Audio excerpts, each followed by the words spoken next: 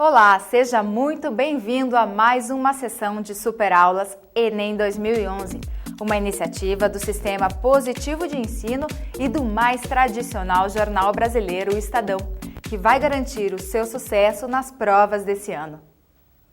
Dessa vez, teremos as aulas de Língua Portuguesa com o professor Carreira, Matemática com o professor Luiz Antônio e Física com o professor Marcel. Vamos começar revisando sobre combustão, queima e explosão com o professor Matheus. É a hora da aula de Química.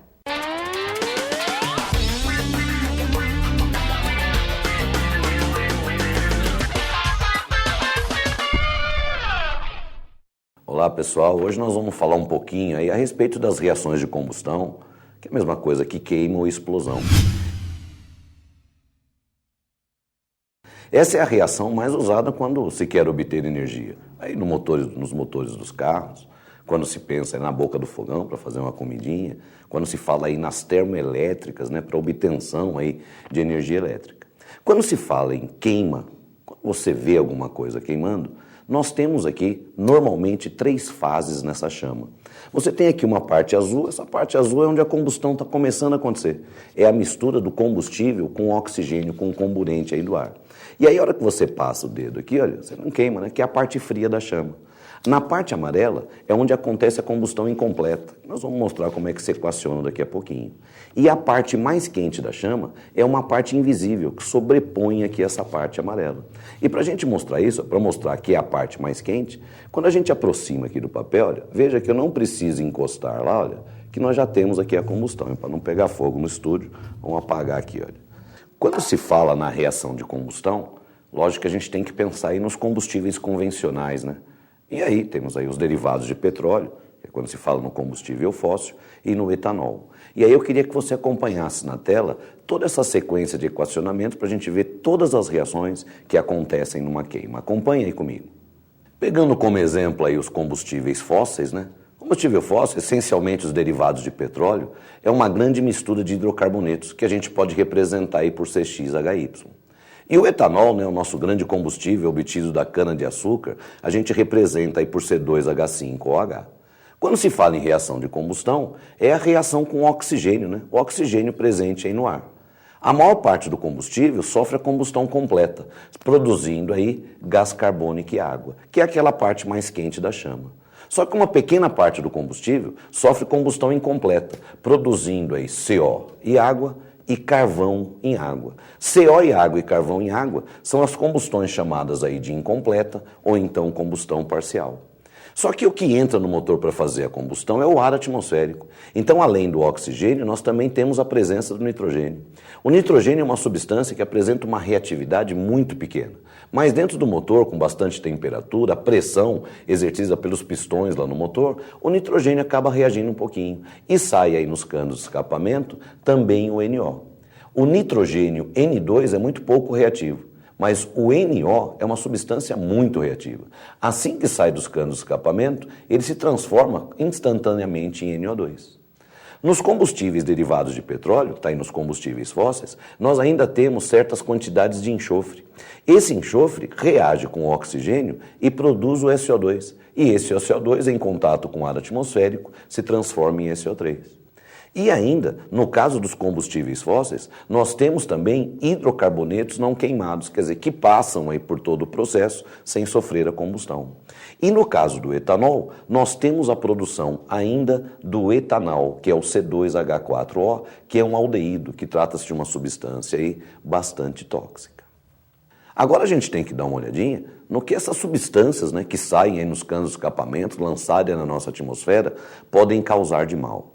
Quando se fala aí no gás carbônico, o CO2, é um óxido ácido, em contato com a água da chuva, forma o H2CO3, que é a chuva ácida em ambiente não poluído, Mas o H2CO3 é um ácido muito fraquinho, O H2CO3 é uma substância muito instável, volta a se decompor em gás carbônico e água. Quer dizer, a acidez da chuva no ambiente não poluído, essa não faz mal para ninguém.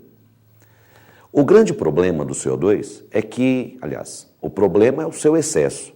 Porque, naturalmente, numa atmosfera despoluída e seca, nós temos cerca de 0,03% de gás carbônico.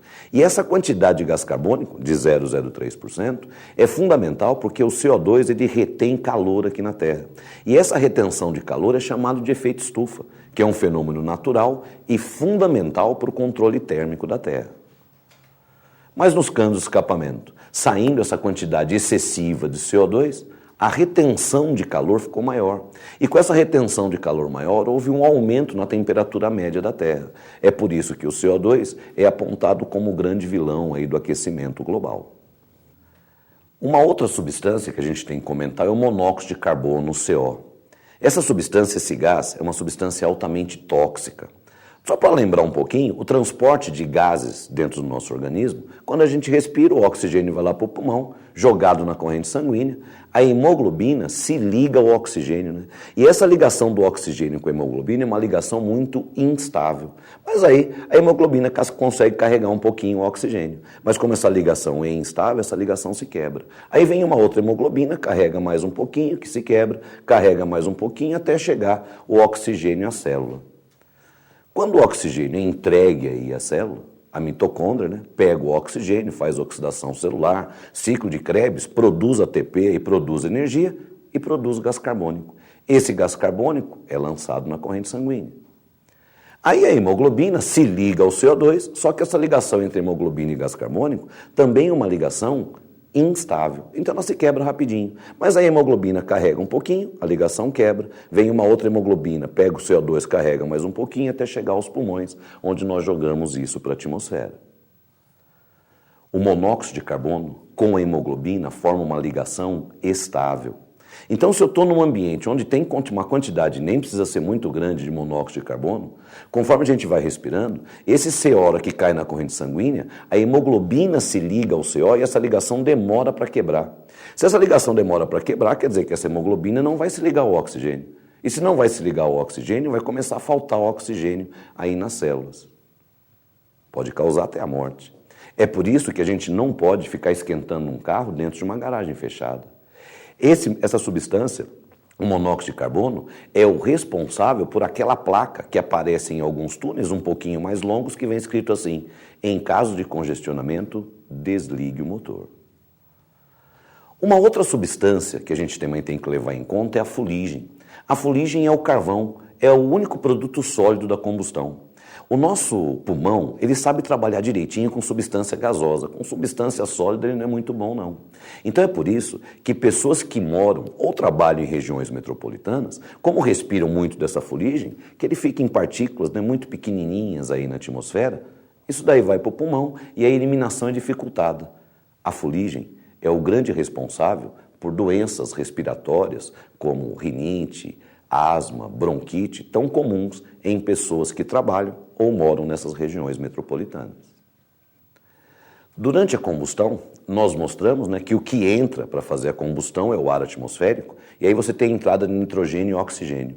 O nitrogênio é uma substância que a sua estabilidade é muito grande, é uma substância muito pouco reativa, mas dentro do motor acaba reagindo um pouquinho. O N2 reage com o O2 produzindo NO. Esse NO, quando sai do cano de escapamento, ele se transforma instantaneamente em NO2. Devido à baixa reatividade do nitrogênio, a quantidade desses óxidos de nitrogênio que saem aí dos canos de escapamento é uma quantidade muito pequenininha. Só que a nossa frota ela é de milhões de carros, né? Pra você ter uma ideia, o NO2, que é o dióxido de nitrogênio, ele é um gás de coloração castanha. Quando a gente observa uma região metropolitana que está aí um tempo sem chover, qual que é a coloração do céu? É castanho, né? Por conta da quantidade excessiva desse gás. Quer dizer, a quantidade que sai em cada cano de escapamento é pequena, mas como a nossa frota é de milhões de carros, essa quantidade fica alarmante. O NO2, ele é o principal responsável pela poluição do ar com o ozônio. Acompanhe a reação comigo aí na tela. O NO2 presente na atmosfera reage com o oxigênio do ar, produzindo NO e ozônio. Lembra, o NO ele se transforma rapidamente em NO2, que vai reagir com mais oxigênio para produzir mais NO e lançar mais ozônio aqui na atmosfera. O ozônio ele é muito importante lá na estratosfera. a cerca, é uma altitude de 10 a 40 quilômetros em relação ao nível do mar, que lá ele filtra os raios solares. O ozônio aqui na nossa atmosfera, ele é altamente prejudicial porque é uma substância muito oxidante. Uma outra substância que a gente também tem que falar é a respeito aí do SO3, que são os óxidos de enxofre. Esses são produtos da combustão só dos derivados de petróleo, só dos combustíveis fósseis em geral. Aliás, os derivados de petróleo são classificados aí como mais poluentes quando comparado, por exemplo, ao etanol, por lançarem na atmosfera esses óxidos de enxofre. O SO3, ele é um óxido ácido, que em contato com a água da chuva vai produzir um ácido. Então acompanhe a reação comigo aqui na tela. O SO3 presente aí na atmosfera, em contato com a água da chuva, nós temos a produção do H2SO4, que é o ácido sulfúrico, um ácido bastante forte, né? E ainda, quando você tem aí a chuva, o NO2, aquela substância que apresenta a coloração castanho, também reage com a água da chuva, produzindo o HNO2 e o HNO3. O HNO2 é o ácido nitroso e o HNO3 é o ácido nítrico. Nós tínhamos comentado que a chuva ácida em ambiente não poluído formava lá o H2CO3, que é o ácido carbônico, e que esse daí não faz mal para ninguém. Agora nós estamos mostrando que em função da poluição, nós temos aí a formação do ácido sulfúrico, temos a formação do ácido nitroso, que é o HNO2, e do ácido nítrico, quer dizer, em quantidades bastante consideráveis. Quer dizer, num ambiente poluído, a chuva é muito mais ácida do que num ambiente não poluído. Algumas medidas mostram que em regiões metropolitanas, como São Paulo, por exemplo, a chuva chega a ser 1000 vezes mais ácida do que num ambiente não poluído. Mas o que as autoridades estão fazendo em relação a isso, né? Todas essas substâncias lançadas nesse cano de escapamento em quantidades excessivas, com todos esses problemas que a gente acabou de citar. Bom, primeiro, que as empresas que produzem aí os derivados de petróleo têm que passar esses derivados de petróleo por uma purificação para diminuir a quantidade de enxofre. Então hoje a gasolina, o diesel, o que a gente se utiliza, já tem uma quantidade de enxofre menor que tinha aí no passado. E além disso, toda a tecnologia, né? Hoje com toda a tecnologia que a gente tem, injeção eletrônica, todos os motores com funcionamento muito melhor, o rendimento é muito maior. Então a quantidade de combustões incompletas ela é muito menor. Só que a frota aumenta violentamente a cada dia. E o que está sendo feito em relação a isso? Os carros mais modernos saem com um aparelhinho que é chamado de conversor catalítico. Conversor, porque dentro dele vão acontecer aí uma série de reações. E catalítico, porque é um aparelho que nós vamos mostrar daqui a pouquinho o seu funcionamento, ele segura todos esses produtos da combustão do lado durante um certo tempo, para que seja possível a ocorrência de reações. Só que o tempo que eles ficam lá dentro não é suficiente para a reação acontecer. Por isso que dentro dele tem que ter algumas substâncias que são chamadas de catalisadores. Catalisadores são substâncias que aumentam a velocidade da reação. Quer dizer, vão acontecer reações na presença de catalisador, quer dizer, com alta velocidade. E aí eu queria que você acompanhasse comigo aqui na tela todo o funcionamento de um catalisador. Acompanhe aqui comigo. A gente chama de catalisador, né, o que corretamente tem que ser chamado aí de conversor catalítico. Dentro do motor são produzidas aquele monte de substâncias, né, o CO2, o CO, a água, o carvão, que é o único produto sólido da combustão, o NO. SO2 e CXHY é por conta dos combustíveis fósseis, né, essencialmente os derivados de petróleo. E o C2H4O só por causa do etanol. Todas essas substâncias saem pelos canos de escapamento. Agora, nos carros que tem esse conversor catalítico, na boquinha do cano de escapamento, lá pertinho do motor, tem aqui esse aparelho. Esse aparelho, ele é uma grande colmeia de abelhas, né? Ele tem um monte de pequenos buracos justamente para conseguir reter toda essa mistura de gases, toda essa mistura de substâncias, para que seja possível a ocorrência da reação. Então, esquematicamente, olha só o que nós temos. Você tem aqui toda essa mistura gasosa e eu tenho aqui essas barreiras, olha, que vão dificultar a saída de gás. Então, para ele conseguir sair, ele vai ter que percorrer aqui, olha, vai ter que fazer todo esse percurso para conseguir sair aqui para a atmosfera. Só que com o gás carbônico, com a água e com o SO3, não tem o que fazer. Eles passam por esse aparelho aqui como se nada tivesse acontecido. Agora, esse aparelho ele foi idealizado especialmente por causa do NO. Acompanha comigo essa sequência de reações. Olha só, o NO aqui dentro, em um determinado momento, ele vai se transformar em N2 e O2. Aí, esse oxigênio que foi produzido aqui dentro do aparelho, olha, ele vai reagir com o monóxido de carbono, com o CXHY, com o C2H4O e vai produzir gás carbônico e água. Então, quer dizer que dentro desse aparelho, nós vamos ter a produção de uma quantidade de nitrogênio, que vai ser lançado pelo cano de escapamento, nós vamos ter aqui o lançamento aí de água e CO2, uma quantidade um pouquinho maior, mas em compensação, não vai ser lançado o NO, nem CO, nem CXHY, e nem o C2H4O. Então aqui, além disso, né, a gente tem aqui a fuligem. A fuligem é o único produto sólido aí da combustão, né? E aí, essa fuligem, conforme vai passando aqui por dentro desse conversor catalítico, ele também fica retido.